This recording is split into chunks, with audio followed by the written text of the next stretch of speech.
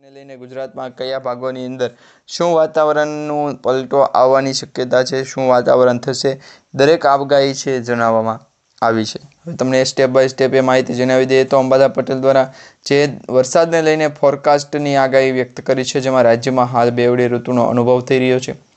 તો ઉત્તર પૂર્વીય પવનોના પ્રભાવ પર અને વારંવાર સર્જાતી હવામાન પ્રણાલીઓના કારણે તાપમાનમાં સતત ઉતાર ચઢાવ જોવા મળી રહ્યો છે. આ સાથે મિત્રો શિયાળાની ઋતુ હોવા છતાં અનેક વિસ્તારોમાં ગરમીનો અહેસાસ થઈ રહ્યો છે. ખાસ કરી દક્ષિણ ગુજરાતના અને સૌરાષ્ટ્ર ઝોનના જે ગુજરાતથી ભાવનગરના સુધીના જે ભાવનગરથી લઈ અને ગીર સોમનાથ અને પોરબંદર સુધીના જે દરિયાકાંઠાના વિસ્તારો છે ત્યાં ગરમીનું પ્રમાણ જોવા મળી રહ્યું છે. હવામાન નિષ્ણાત અંબાદાસ પટેલે પણ એ આગામી દિવસોના હવામાન અંગેની આગાહી વ્યક્ત કરી છે કે હવે ફેબ્રુઆરી મહિનો પૂર્ણ થાય ત્યાં સુધીમાં 17 અને 18 ફેબ્રુઆરી પછી હળવો વેસ્ટર્ન ડિસ્ટર્બન્સ સક્રિય થશે, જેના કારણે મેદાની વિસ્તારો